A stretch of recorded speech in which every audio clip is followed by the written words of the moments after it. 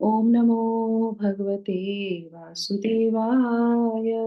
ओम नमो भगवते वासुदेवाय। ओम नमो भगवते वासुदेवाय।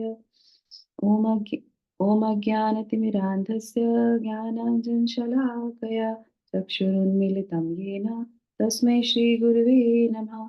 नमः ॐ विष्णुपादाय कृष्णपृष्ठाय भूतले श्रीमते भक्तिवेदान्त स्वामिन् इति नामिने। नमस्ते सारस्वते देवे गौरवाणी प्रचारिणे निर्विशेष शून्यवादी पाश्चात्य देशतारिणे। जय श्री कृष्णा चैतन्य प्रभु नित्यानंद श्री अद्वैत गदाधरा श्रीवासादि गौर भक्तवृंदा। हरे कृष्णा कृष्णा कृष्णा हरे हरे हरे राम राम राम हरे हरे। जगत गुरु शिला प्रभुपाद की जय। भगवत वाणी भगवत गीता जी की जय। गुरु महाराज की जय। हरे हरे कृष्णा।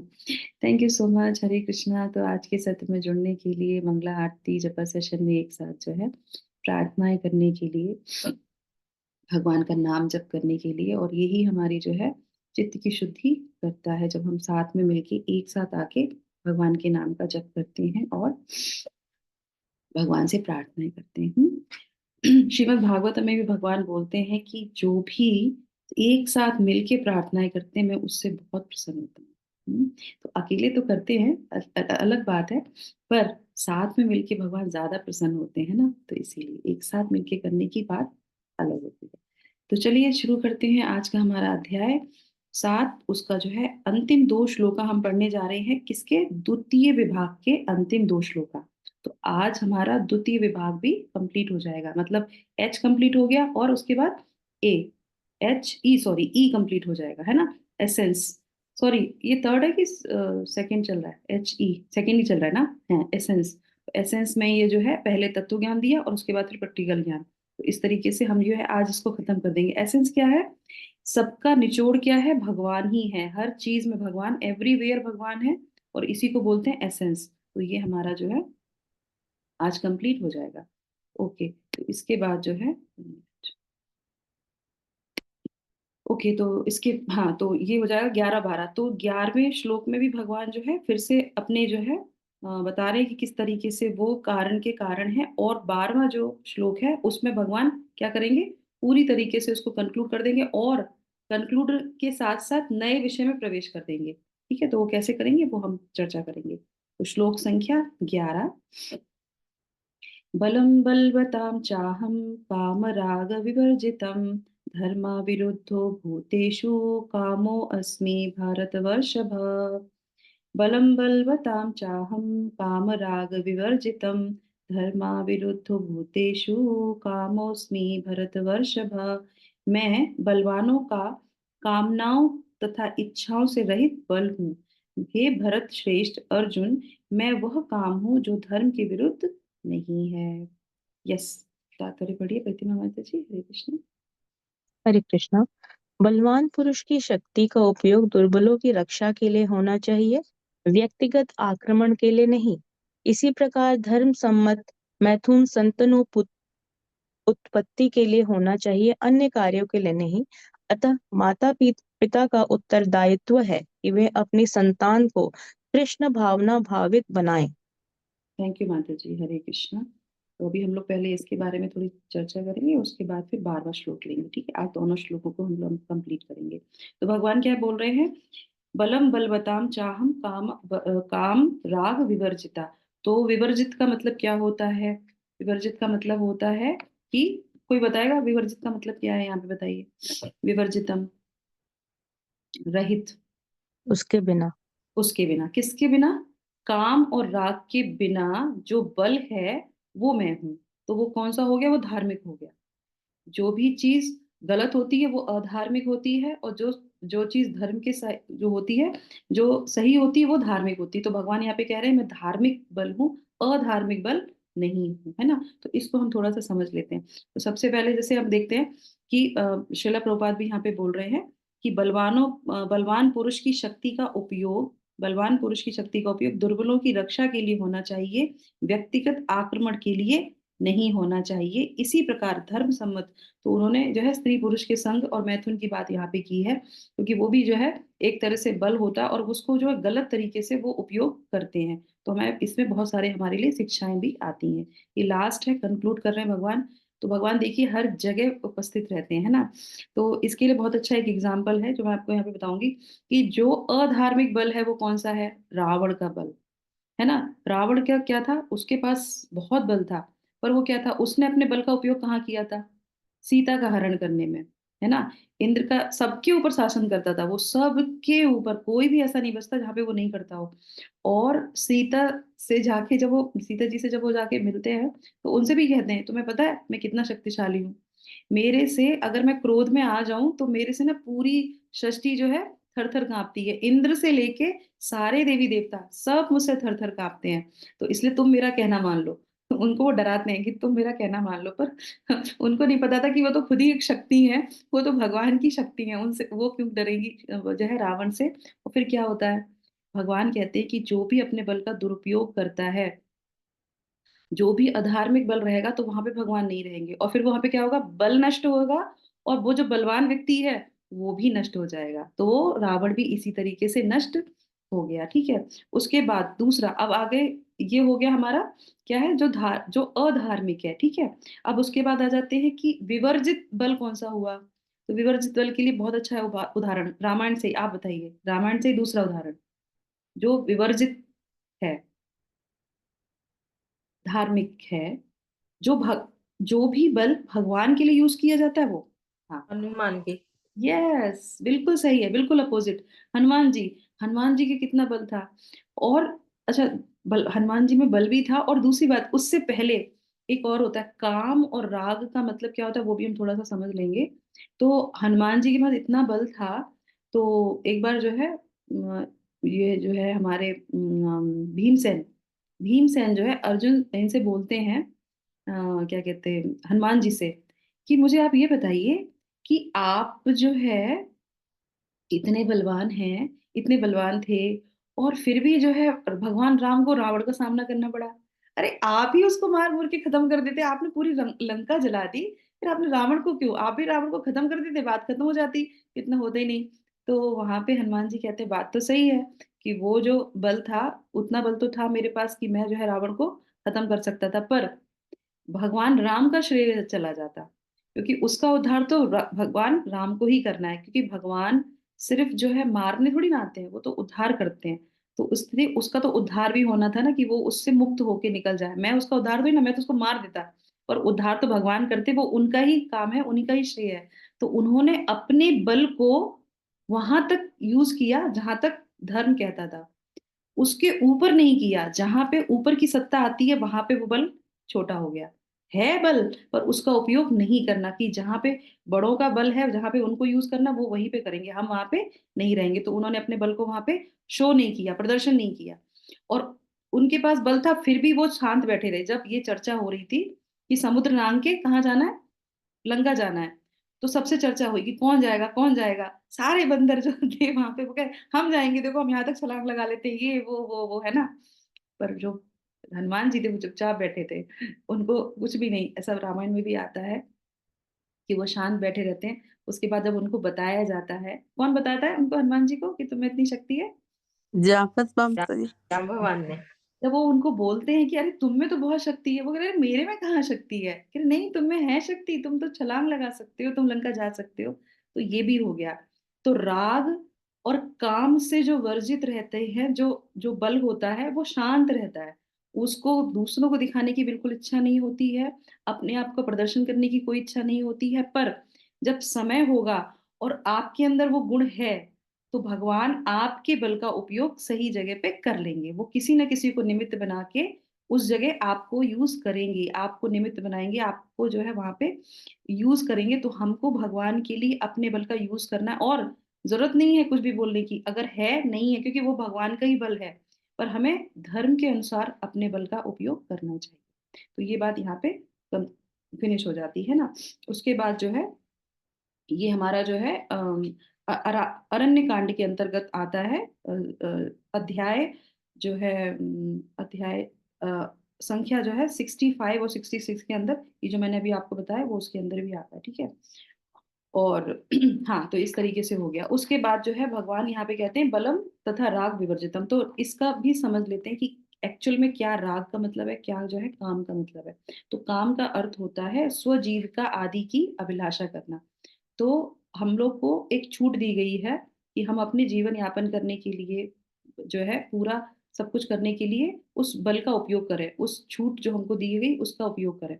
और अगर और जो है काम काम का मतलब है कि हाँ, उपयुक्त समय पे उपयुक्त चीजों की इच्छा करना। अगर उससे ज्यादा करेंगे तो क्या होगा, काम जो है अगर हमने किया, ज्यादा किया तो क्या होगा, वो लस्ट में डिवाइड हो जाएगा और उसको चाहिए ही चाहिए, और नहीं मिलेगा तो क्या होगा, क्रोध में डिवाइड हो जाएगा। हम लोगों ने तृतीय अध्याय में पढ़ा था, है ना। तो काम क्रोध ऐसे बढ़ता चला जाता है ना, तो ये आगे जाके फिर क्या हुआ, विनष्ट कर देता है। तो दूसरा क्या है, राग। राग का मतलब क्या हुआ, तो राग का मतलब क्या होता है कि कोई भी वस्तु को प्राप्त करने की हमारी जो इच्छा है, उस व्यक्ति के पास वो व्यक्ति आ जाती है और फिर भी और इच्छा करता है वो।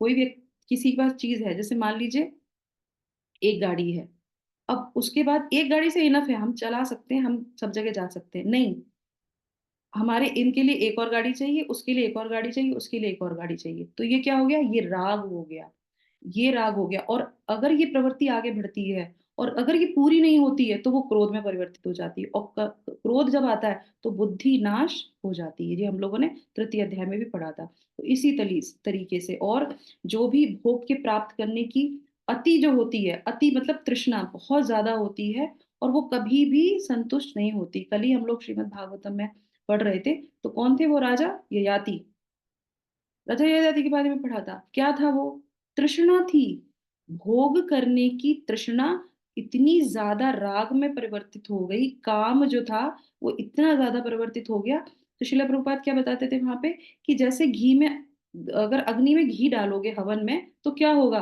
वो प्रज्वलित ही होगी। अब वो कितना उन्होंने जो है अपनी पत्नी के साथ, फिर उसकी जो है जो जो दासी पुत्री है उसके साथ, वो इतना होते होते होते वो खत्म ही नहीं हुई। तो एंड क्या हुआ, एंड तो सबको जानते हैं, हम लोगों ने भागवत में पढ़ा। तो इसी तरीके से ये काम नहीं करना चाहिए। जो यहाँ पे शास्त्रों में बताया है, जो वर्जित है वो वर्जित ही है। दूसरा जो है यहाँ पे ये जाति का हो गया। और हमारे लिए इसमें क्या शिक्षा मिलती है, तो हमारे लिए जो भी है कि जो काम होता है, जो राग होता है, वो सिर्फ भगवान के लिए करना चाहिए। हमारे अंदर काम है, सबके अंदर होता है, और राग भी होता है। इसको हम कैसे डिवाइड कर सकते हैं, जैसे यहाँ पे लिखा है शिला प्रभुपाद ने कि इसी प्रकार धर्म सम्मत मैथुन संतान उत्पत्ति के लिए होना चाहिए, अन्य कार्यों के लिए नहीं होना चाहिए। तथा माता पिता का ये उत्तरदायित्व है कि वो अपनी संतान को कृष्ण भावना भावित बनाए। तो जब कृष्ण भावना भावित में आते हैं, इस कृष्णा कॉन्शियस में आते हैं, तब हमको पता चलता है कि अच्छा ये भी है। क्योंकि बहुत से लोग तो सोचते हैं कि हमको ये है, क्या मिल गया है, ग्रीन कार्ड मिल गया है, हमको सेंक्शन मिल गया, अब हम जो चाहें वो कर सकते हैं। शादी इसलिए नहीं होती है, शास्त्रों में लिखा है कि शादी का मतलब है दाम्पत्य जो जीवन होता है, उसमें जो है हम भगवान को बीच में सेंटर में रख के, और सिर्फ बच्चे जो होते हैं वो अगर उसी उद्देश्य से करेंगे। जैसे कि मान लीजिए, जो हम लोग श्रीमद् भागवतम में भी पढ़ रहे थे, कि जब गलत इंटेंशन से जब स्त्री और पुरुष संग करते हैं तो क्या होता है, संतान भी क्या होती है, असुरी होती है। क्योंकि जैसी मेंटेलिटी होती है, और जब बीज रोपा जाता है, जैसे मान लीजिए मिट्टी क्या है, खराब है, पानी खराब है, अब आपने उसमें बीज डाल दिया तो वो क्या होगा, वो सब खराब ही होगा, उसमें कुछ भी अच्छा नहीं निकलेगा। तो इसी तरीके से जो आगे की जनसंख्या जो आती है, जो बच्चे आते हैं, वो जिस तरीके से, जिस भाव में उनको लाया जाता है, वैसे ही वो आते हैं। और इतना ही नहीं है, अब ये भी हमारे हाथ में नहीं है, ऊपर जो है क्यों लगी रहती है, ऊपर क्यों लगी रहती है, एक सुर की, एक असुर की, एक जो है भक्त की, सबकी क्यों लगी हुई है। यहाँ पे क्या हुआ, जैसे ही देखा कि माँ बाप जो है किस मूड में जो है बच्चे को लाना चाहते हैं या लाना भी नहीं चाहते हैं, तो वहां पे क्या होता है, भगवान स्वयं, क्योंकि भगवान कहते हैं मैं तो बल हूँ, मैं ही बल हूँ। तो भगवान क्या करते हैं, ठीक है ये आसुरी प्रवृत्ति के हैं, तो इनके कौन जाएंगे, जो आसुरी क्यू में जो लगे हुए हैं वो उनके घर में आ जाते हैं। जो भक्ति में रहते हैं उनके घर में अगर जब कोई संतान आने वाली होती तो भक्तों की लाइन में से सैंक्शन कर दिया जाता है, तो उनके घर में भक्त आ जाते हैं। तो ये बिल्कुल फिक्स है। हमको क्या करना है, हमको ये ध्यान रखना है कि हम अपने घर में किसको लाना चाहते हैं। तो ये पहली बात हम सबके लिए, इस बात को बात करने में कोई भी शर्म नहीं होनी चाहिए, क्योंकि ये हमारे शास्त्रों में बोली जा रही है, ठीक है। दूसरी बात क्या है कि जब पति पत्नी होते हैं और जब कृष्ण भावना भावित जब आ जाते हैं, तो उनके अंदर भी एक रस प्रेम होता है, पर प्रेम हमेशा क्या होता है, काम से ग्रसित रहता है। काम से ग्रसित रहता है हमेशा, इस ये बात बिल्कुल सत्य है। कोई भी प्रेम जो है यहाँ पे बिना काम के नहीं है। हर चीज में जो है कहीं ना कहीं आपको सेल्फिशनेस दिखेगी, कुछ ना कुछ चाहते हैं।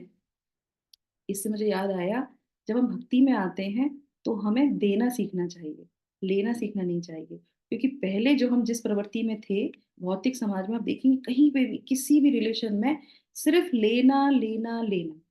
पति को पत्नी से लेना, पत्नी को पति से लेना, करेक्ट। बच्चों को माता पिता से लेना है, और माता पिता को बच्चों से लेना है। तो ये हर रिलेशन में है, माँ हो, बच्चे हो, पिता हो, कोई भी हो, सबको लेना है। अगर वो नहीं लेंगे तो वहां पे रिलेशन होगा ही नहीं, करेक्ट। पर भक्ति में जब आते हैं तो हमारा क्या हो जाता है, बिल्कुल अपोजिट। अब हम क्या चाहते हैं, अब हम देना चाहते हैं कि हम इसकी कैसे सेवा कर सकते हैं। बच्चा अगर कृष्णा कॉन्शियस में होगा तो वो क्या कहेगा, मैं कैसे अपने माँ बाप की सेवा करूं। पत्नी होगी तो वो सोचेगी मेरा पति जो है भगवान की इतनी सेवा करता, तो मैं इसकी कैसे सेवा करूं। पत्नी अगर कृष्णा कॉन्शियस में है और पति है, तो वो सोचती है कि ये इतनी सेवा कर रही है भगवान की, तो मैं इसका कितनी हेल्प कर सकता हूँ। और कौन सा अच्छा इसमें रस आ गया है ना। तो ये जो चलती है बात है, तो भगवान कहते हैं मैं बल हूं, तो भगवान हर रस में बल के रूप में वहां पे विद्यमान रहते हैं, क्योंकि सारा जो रस होता है वो भगवान से ही आता है।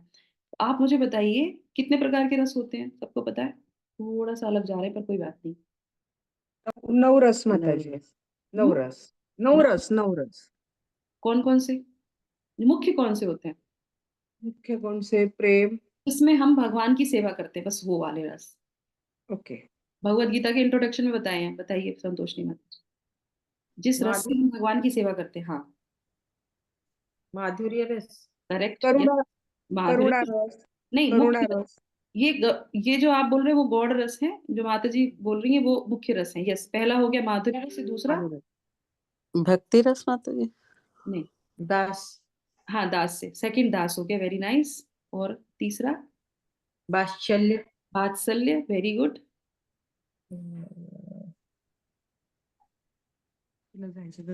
ऐसे मुझे क्लास। माधुर्य रस हो गया, वात्सल्य शांत रस हो रस, गया, दास्य रस हो गया, करुण, शांत करुण रस, रस शांत रस, शांत रस करुण रस पहले, है ना। और कौन सा, साख्य करुण रस। रस, करुण रस, प्रेम, साख्य, करुण रस। देखिए सुनिए, और 5 वाष्य रस जो होते हैं वो प्रधान रस होते हैं, बाकी सारे जो उसके गौण। सबॉर्डिनेट होते हैं, दूसरे होते हैं, वो सारे मुख्य रस नहीं है। 5 रस मुख्य है, और इन 5 रसों में, क्योंकि भगवत गीता के इंट्रोडक्शन जब आप खोल के देखेंगे, हमने शुरू में ही देखा था, उसमें 5 प्रकार से हम भगवान की सेवा करते हैं। या तो माधुर्य रस में भगवान की सेवा करेंगे, दास से भाव में, भाव जिसको बोलते हैं, भाव में सेवा और करेंगे। साख्य माता जी, साख्य रस, साख्य रस, हाँ मैंने अभी बोला ना। तो साख्य रस में कर सकते हैं, दास्य रस में कर सकते हैं, माधुर्य रस में कर सकते हैं, और जो है वात्सल्य, वात्सल्य रस में कर सकते हैं। तो ये 5 रसों में हम भगवान की सेवा कर सकते हैं। तो जिसके पास लड्डू गोपाल होते हैं वो किसकी सेवा करता है, कौन से रस में करता है, वात्सल्य, वात्सल्य में करता है, करेक्ट। और जिसके पास गौरान्विता है वो किस में करते हैं, दास, दास रस। हमारा गौड़ीय संप्रदाय दास रस में ही, हमारा मुख्य रस जो है दास रस है। हमको दास रस में ही सेवा करनी चाहिए, इसीलिए हम लोग लड्डू गोपाल की सेवा वर्जित रखते हैं, क्योंकि वो वहां पे रस दूसरा हो जाता है, और हमारे अंदर वो क्षमता नहीं है कि हम यशोदा की तरह उनकी सेवा कर सके, ठीक है। दूसरा यहाँ पे हो गया, चलो ये रसों की बात आने लगी। उसके बाद क्या हो गया कि जो जो भी ये 5 रस हैं, इसका मुख्य रस कौन सा है, माधुर्य रस। माधुर्य रस से ही सारे रस आते हैं यहाँ पे, और ये हमारे पास पहुंचते हैं। और माधुर्य रस कहाँ रहता है, वो वहां पे जो भगवान अपने गोलोक वृंदावन में बैठे होते हैं उनके पास माधुर्य रस है, उसी से ही सारे रस नीचे आते हैं। तो वो क्या है, आगार है, मतलब जो हम रस यहाँ पे, अब यहाँ पे कौन हो गए, हमारे जो है सखा हो गए, हमारे पति पत्नी हो गए। मैं क्यों बोल रही हूँ ऐसी, जो इससे कनेक्शन है। अब यहाँ पति पत्नी का आ गया, तो पति पत्नी के अंदर कौन सा रस होता है, साखे रस होता है, माधुर्य रस होता है, या फिर जो है वात्सल्य रस होता है, या शांत रस होता है, या साख्य रस होता है। कौन सा रस होता है पति पत्नी के बीच में, कभी हमने ध्यान दिया। माधुर्य रस, माधुर्य रस होता है, तो नहीं, माधुर्य रस। माधुर्य भी माधुर्य है। रस नहीं होता। माधुर्य रस शादी से पहले होता है, अगर किसी की लव मैरिज है तो क्योंकि माधुर्य रस का मतलब होता है प्रेम और प्रेमिका, भगवान को प्रेमी के रूप में देखना, मतलब माधुर्य रस, ठीक है। तो वो तो गोलोक वृंदावन में भगवान के पास है। अरे पति पत्नी जब शादी हो जाती है तो किस कोई अपनी गर्लफ्रेंड बॉयफ्रेंड की तरह देखता है उसको? कभी नहीं देखते उसको। तो बताइए कौन सा रस हुआ? अब ये बहुत अच्छी चीज है, बताइए कौन से रस में पति पत्नी रहते हैं? दास रस में ये इसका सेवा करता है वो नहीं रहते दास रस में, साक्ष्य रस एक में, दूसरे के ऊपर। साक्ष्य रस में, हम्म? साक्ष्य रस में। साखी रस में फ्रेंडशिप रहती है? नहीं हाँ रहती। रहती है माता जी। देखिए, हम लोग सब में थोड़ा थोड़ा आता है, सब रस में से हाँ, थोड़ा थोड़ा आ जाता मैं बताऊं, देखिए अगर लव मैरिज है तो पहले माधुर्य होगा, फिर बाद में क्या होगा, फिर बाद में तो फिर वो लड़ाई झगड़ा भी होने लगता है। देखो ये तो बिल्कुल फैक्ट बात है, कोई हम यहाँ पे वो वाली बात नहीं। दूसरी बात ये क्या है कि जो शास्त्रों में बताया गया है, जो पति पत्नी होते हैं उनके अंदर जो रस होता है वो होता है शांत रस। कैसे शांत रस कैसे होता है? अगर कुछ अच्छा लगा भी तो शांत रह के मन ही मन में बोलते हैं, हाँ इनकी ये आदत तो बहुत अच्छी है, पर बोलेंगे नहीं। उनको ज्यादा अप्रिशिएट नहीं करेंगे, क्योंकि ज्यादा अप्रिशिएट कर दिया तो कुछ जो है वो अलग भाव में चले जाएंगे। तो ना माधुर्य होता है ना साख्य होता है। शांत रस रहता है पति पत्नी के बीच में, और कहते हैं कि ये रस होना ही चाहिए। पति पत्नी के बीच में शांत रस ही होना चाहिए, जिससे क्या है कि शांत रस में सेवा भी करते हैं, शांत रस में जो है वो शांत रहते हैं और देखते हैं कि कैसे हम एक दूसरे को अप्रिशिएशन दे सके, कैसे हम उन दोनों की सेवा कर सके, पर शांत रस में रह के, है ना। तो ये मुख्य रस पति पत्नी के बीच में बोला जाता है। और अगर किसी के पति पत्नी के बीच में जो है माधुर्य रस है, साख्य रस है, और तो बहुत ही अच्छी बात है, पर ऐसे बोला जाता है कि रहना चाहिए। और उसके बाद क्या है इसमें, please you go on mute माता जी, हरे कृष्णा। अब उसमें क्या कहते हैं, जो माधुर्य रस है तो वो वहां से भगवान यहाँ पे देते हैं। अब यहाँ पे हमारे लिए शिक्षा क्या आती है, यहाँ पति पत्नी है या लवर है या जो भी हमारा रिलेशन है, उसमें जब दोनों पति पत्नी बीच में सेंटर भगवान कृष्ण को बनाते हैं और उनकी सेवा करना चाहते हैं, तो वो सबसे बड़ा वहां पे रस आता है। क्योंकि वो दोनों देखते हैं क्या है कि हमारे बीच में कौन है, युगल भगवान है, भगवान राधा कृष्ण है, तो हम उनकी पूजा करते हैं। तो कहते हैं वो सारे रस का आगार रहते हैं। तब जाके, जैसे माता जी ने बोला ना कि साख्य रस भी होता है, माधुर्य रस भी तो होता है, मैंने ये नहीं बोला नहीं होता है, पर शास्त्र में क्या बोलते हैं, पहले शांत रस में रहते हैं, और जैसे ही राधा कृष्ण उनके घर में आते हैं, उनके पास सारे पांचों के पांच रस आ जाते हैं। पति पत्नी के बीच में पांचों रस का समावेश हो जाता है। क्यों? क्योंकि सेंटर में कौन है, राधा कृष्ण है। इसीलिए हमें जानना चाहिए कि किस तरीके से हम अपने जीवन का उद्धार कर सकें और कैसे हम दोनों लोग मिलके भगवान की सेवा कर सकें। उसके बाद क्या होगा, काम नहीं होगा, और क्या है, राग नहीं होगा अपना पति पत्नी का। देखिए, एक जब समय चलता चला जाता है तो उनके अंदर शारीरिक संबंध नहीं होता, कम हो जाता है शारीरिक संबंध, पर प्रेम बढ़ जाता है। काम खत्म हो जाता है, राग खत्म हो जाता है, और प्रेम बढ़ने लगता है। क्यों? क्योंकि ओरिजिनल जिनकी वो पूजा कर रहे हैं दोनों मिलके, उससे उनको सारे रस का हृदय एकदम फिल हो जाता है, एकदम पूर्ण हो जाता है। फिर उन्हें किसी लस्ट की तरफ उनका दिमाग जाता ही नहीं है, क्योंकि उनको लगता है जितनी ज्यादा हम भगवान की सेवा कर सके। तो एक्चुअल में ये एक्सपीरियंस जो करते हैं ना, तब आपको पता चलेगा कि कितने अच्छा। और तभी वो ही जो है गृहस्था, अब ये बात हो गई कि हमने 25 साल में अपने बच्चों को ये चीज बता दी, करेक्ट, बच्चों को बता दी। अब बच्चे 25 के बाद गृहस्थ आश्रम में आए, गृहस्थ आश्रम में उन्होंने भगवान को स्वीकार कर लिया, उन्होंने अपना संतान उत्पत्ति उत्पत्ति भी की। और उसके बाद यही बच्चे जो है भगवान को स्वीकार करने के बाद वानप्रस्थ में आराम से जाते हैं, और फिर यही बाद में जाके सन्यासी भी अच्छे से बन पाते हैं। साथ में रहते रहते हमारे गुरु महाराज बहुत अच्छा बोलते हैं, वो ये कहते हैं कि इस कलयुग में, कल ही हम लोग पढ़ रहे थे श्रीमद् भागवतम में, 5 चीजें वर्जित हैं, सन्यास भी वर्जित है, करेक्ट, पढ़ रहे थे श्रीमद् भागवतम में। तो सही बात है, वर्जित है, पर जो गृहस्थ हैं वो परमहंस बनते हैं। गृहस्थ परमहंस बनते हैं, क्योंकि वो अपनी हर एक जो है आश्रम में जाते हैं, प्रवेश करते हैं, और बाद में पूरी तरीके से सन्यास में आ जाते हैं। साथ में रहते रहते वो परमहंस बन जाते हैं। कितनी अद्भुत बात है। और ऐसा नहीं है, ऐसा कितने जगह देखा गया है। तो हमें प्रयास करना चाहिए कि हम सन्यास नहीं ले सकते, अपने बच्चों को सन्यास में नहीं डाल सकते, पर शुरू से उनको ऐसे सिखाएं कि इस तरीके से आपको अपने सारे आश्रमों में प्रवेश करना है, और उसके बाद पूरी तरीके से भगवान कृष्ण भावना भावित में रहना है। इसी को हम सही तरीके से अपने बल को यूज कर सकेंगे, करेक्ट। तो ये हो गया हमारा यहाँ पे पूर्ण। ठीक है, अब आप आ जाते हैं आगे। कौन सा? और अच्छा, ये चीज जब है, तो इसमें भगवान भी बड़ा एंजॉय करते हैं। भगवान जब भी रस होता है ना, किसी के पर्टिकुलर किसी के वो रस होता है, भगवान इतना एंजॉय करते हैं। जैसे कि अर्जुन है, अर्जुन उनको कौन है, सखा है। अरे अब अर्जुन को किससे प्रेम हो गया, सुभद्रा से। सुभद्रा कौन है, भगवान की बहन है। अब उन्होंने कहा कि हमको तो सुभद्रा से प्रेम है, हमें तो सुभद्रा से जो है विवाह करना है। तो भगवान कहते हैं हाँ बिल्कुल। अब वो भी भक्त हैं और वो भी भक्त हैं, दोनों हैं, तो भगवान पूरी तरीके से सहायता करते हैं। बलराम जी क्या कर रहे थे, बलराम जी चाहते थे कि सुभद्रा का विवाह हो जाए दुर्योधन से, क्योंकि दुर्योधन उनके जो है शिष्य हैं। गदा सिखाई है उन्होंने, ये तो बहुत बलवान है, सुभद्रा का इसी से विवाह करेंगे। सुभद्रा ने कहा इससे कौन विवाह करेगा, मुझे तो अर्जुन बहुत पसंद है, मैं तो अर्जुन से विवाह करूंगी। और बलराम जी जैसे ही जाते हैं, और भगवान कृष्ण क्या कहते हैं, तुम ऐसे मत आना, तुम सन्यासी का वेश धारण करके आना। और सन्यासी का वेश धारण करके जो है पहुंचते हैं अर्जुन, और इनसे बोलते हैं कि वो सन्यासी के वेश में जो है उसको देख रहे होते हैं, सुभद्रा को। सुभद्रा पहचान नहीं पाती कि ये कौन है जो मुझे देख रहा है। तो भगवान कृष्ण बोलते हैं चिंता मत करो, वो सन्यासी नहीं है, वो अर्जुन ही है, जाओ भाग जाओ इसके साथ, जाओ चढ़ो इसके रथ पे जल्दी से। और भगवान स्वयं सहायता करते हैं अर्जुन के साथ सुभद्रा को भगाने का।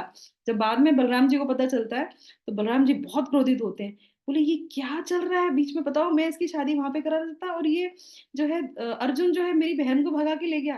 तो भगवान जो है उनसे प्रार्थना करते हैं, कहते हैं नहीं ऐसी बात नहीं है, आपकी बहन भी चाहती थी कि उसी के साथ भागने के लिए, तो इसीलिए मैंने उनको स्वीकृति दे दी, और मैं खुद। तो भगवान भी जो है वहां पे माधुर्य रस हो, प्रेम रस हो, तो भगवान जब जहाँ पे रहते हैं तो वहां पे काम वासना नहीं होती, और भगवान खुद उस चीज को एंजॉय करते हैं। तो हमको ऐसे कार्य करने चाहिए अपनी चीजों में, अपने रसों को, जिसमें भगवान हमारे उस रस को एंजॉय कर सके। करेक्ट, कि हम भगवान की कैसे सेवा कर रहे हैं, तो भगवान उसको इंजॉय करेंगे कि हाँ ये सखा के रूप में हमारी सेवा कर रहे हैं, ये दास्य के रूप में हमारी सेवा कर रहे हैं, या ये माधुर्य भाव में रहते हुए भी हमारे भगवान की सेवा कर रहे हैं। ठीक है, अब आ जाते हैं 12वें श्लोक पे। आधा घंटा एक ही श्लोक में चला जाता है। तो 12वें श्लोक में भगवान कहते हैं ये चैव सात्विका भावा राजस्तमा त- भावा राजसा तमसा च ये ये चैव एव सात्विका भावा राजस्तामसा च ये मत्ता एव इति तान् विधिना तु अहं तेषु ते मयि मत्ता एविता तान् विद्धि न त्वाम तेषु ते मयि। तो भगवान बोल रहे हैं तुम जान लो कि मेरी शक्ति द्वारा सारे गुण प्रकट होते हैं, चाहे वो सतोगुण हो, रजोगुण हो या तमोगुण हो। एक प्रकार से मैं सब कुछ हूँ, किंतु मैं स्वतंत्र, मैं प्रकृति के गुणों के अधीन नहीं हूँ, अपितु वे मेरे अधीन हैं। यह संतोषी माता जी आप पढ़ लीजिए ये वाला 12वां वाला तात्पर्य। हरे कृष्णा। हरे कृष्णा। ओके। पढ़ रही हूँ माता जी। ये पढ़ने के बाद मैं थोड़ा लीव कर लूंगी, ठीक है। हम भी लीव कर जाएंगे माता जी 2 मिनट बाद। अच्छा ठीक है, 12 नंबर ना। हम्म, तात्पर्य जगत गुरु शिला प्रभुपाद की जय। तात्पर्य संसार के सारे भौतिक कार्यकलाप प्रकृति के गुणों के अधीन संपन्न होते हैं। यद्यपि प्रकृति के गुण परमेश्वर कृष्ण से उद्भूत हैं, किंतु भगवान उनके अधीन नहीं होते। उदाहरणार्थ राज्यों के नियमानुसार कोई दंडित हो सकता है, किंतु नियम बनाने वाले राजा उस नियम के नहीं होता। इसी तरह प्रकृति के सभी गुण सतो रजो तथा तमो गुण भगवान कृष्ण से उद्भूत है, किंतु कृष्ण प्रकृति के अधीन नहीं है, इसलिए वे निर्गुण है। जिसका तात्पर्य है कि सभी गुण उनसे उद्भूत है, किंतु ये उन्हें प्रभावित नहीं करते। ये भगवान का विशेष लक्षण है। Thank Hare you. Krishna Hari बोल। तो यहाँ पे भगवान क्या बोल रहे हैं कि जो है तुम ये जान लो कि ये मेरी शक्ति द्वारा सारे गुण प्रकट हुए हैं, चाहे वो सतोगुण हो, तो 3 गुण हमेशा प्रधान रूप में रहते हैं। तो भगवान कहते हैं ये सारे मेरे ही द्वारा आए हैं, सतोगुण, रजोगुण और तमोगुण। और ये जो है भगवान के साथ तो आए हैं, पर भगवान उसमें बिल्कुल भी लिप्त नहीं रहते हैं। तो इस तरीके से जो है यहाँ पे एक जो है कौन सा वो आ जाता है, अचिंत्य भेदा भेद। ये तत्व क्यों आता है यहाँ पे, क्योंकि अब भगवान यहाँ पे कंक्लूड कर रहे हैं, और भगवान ये भी बता रहे हैं कि अचिंत्य भेदा भेद, मैं जहाँ पे हूँ मैं वहां पे नहीं भी हूँ। जिस तरीके शिला प्रभुपाद ने बताया कि जो है कोई भी जैसे जेलर हो गया, तो जेलर है, जेल है, तो वहां पे वो आता है, विजिट करता है, और उससे सारी चीजें जो है प्रोटेक्ट होती है, पर इसका मतलब नहीं है कि वो उससे लिप्त रहता है। दूसरा एक उदाहरण आप ले सकते हैं, जैसे कि मान लीजिए किसी के यहाँ क्या है, जैसे मान लीजिए कि जैसे हमारा गेम बनाने वाले जो होते हैं ना, जो आजकल बच्चों को वीडियो गेम बना रहे हैं, तो वो उन्होंने गेम बना दिया।